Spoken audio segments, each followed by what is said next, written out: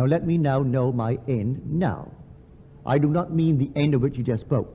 I mean a temporary end. I want to be successful, a man will say.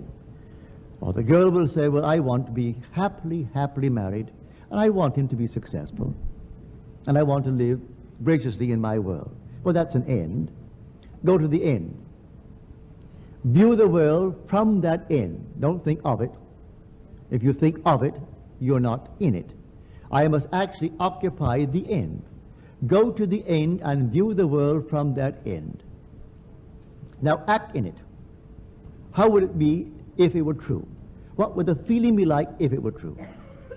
For this is simply taking the end and drenching it in feeling. I assume the feeling of the wish fulfilled, and I drench myself with that feeling. Then I open my eyes, and the world denies it. It doesn't really matter. Let me remain faithful to that end, and then it will come just as suddenly. But strangely enough, I'm going to pass through, it may be not a severe tribulation, but I'll pass through certain trials, certain heartbreaks, certain delays that I can't quite understand. But these, when I reach the end, and the end comes suddenly upon me, and the whole thing is fulfilled, I will see it was all in order. Everything was in order. My own disappointments in my world led up to whatever I am doing today. When the teacher in my school, I could ill afford the $500 that my father gave me to go to this small school in New York City. And she made me the goat. She called me out before an audience of about 40 students, and she said, now listen to him speak. He will never earn a living using his voice. She should not have done that, but she did it. But she didn't know the kind of person that she was talking about. Instead of going down into the grave and burying my head in shame, I was determined that I would actually disprove her. It did something to me when she said to me, you will never earn, to the class, using me as the guinea pig to show them what not to do.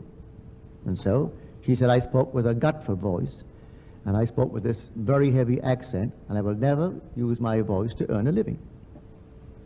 Well, I do not know what the others are doing. I haven't heard of them.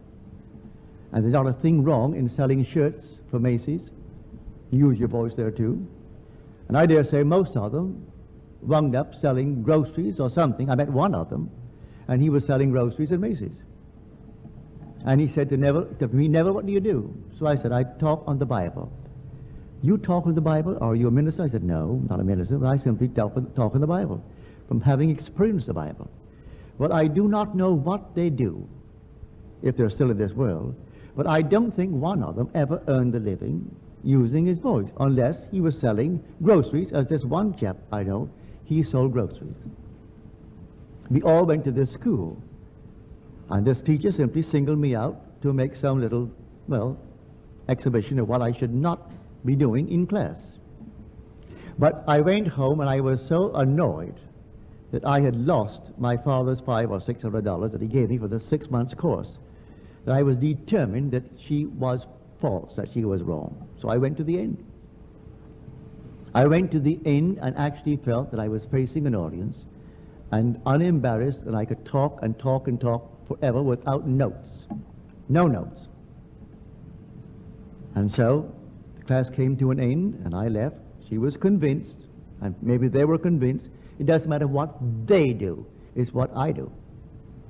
So others may be convinced, it doesn't really matter. The whole vast world is yourself pushed out. Maybe I needed that jolt at that moment in time. And so I went through the different tribulations, and finally I found myself doing what I always wanted to do, to tell the story as it happened to me in my vision. I was having all these visions, and they were related, and yet how to do it. So the first night I started, I think 6 people came. I paid $3 for the hall, and they all came. I sat down. I wore a tux for the occasion. And I sat down and spoke for 10 minutes and dried up. Then I asked them to ask me questions. So they did, very graciously. They were all friends. Sent out 50 penny postcards. In those days, you could send a card for a penny. Sent out 50 and 6 came. And out of, well, sympathy, each gave a dollar bill. So at least I paid $3 for the room, and I made $3. And that was my beginning. And then it grew from 3 to 10 to 20, and one night, when I had about 50, a man in the building saw me growing and growing and growing, and he thought he'd put a stop to it. And he was going to one of these New Thought conventions in Washington, D.C. And so he asked me to take his platform, and he had a very large audience of about 500. He thought that would throw me. And so I accepted his generous offer. I learned afterward his purpose was to simply get me out of the place. He thought I would simply make a monkey of myself before a vast audience who were trained differently.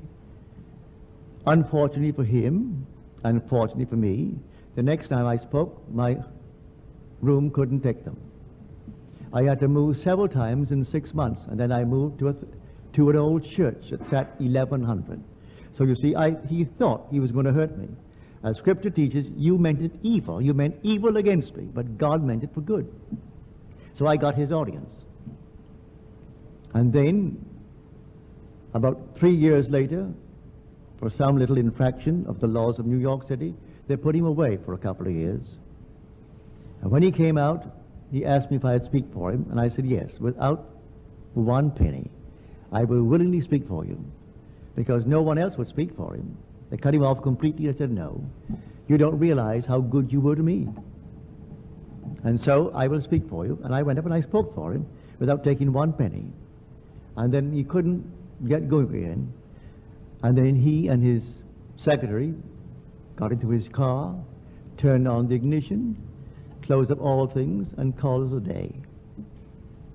So you see, you go through these things, and at moments they seem to be against you, and they're all for you, if you remain faithful to the end. So let us be imitators of God as dear children. So then we are told, I was not ungrateful. I was not, I would say, forgetful of the divine image. I remain faithful to it. If I remain faithful to it, let anything happen, and then say within yourself, you meant evil against me, but God meant it for good.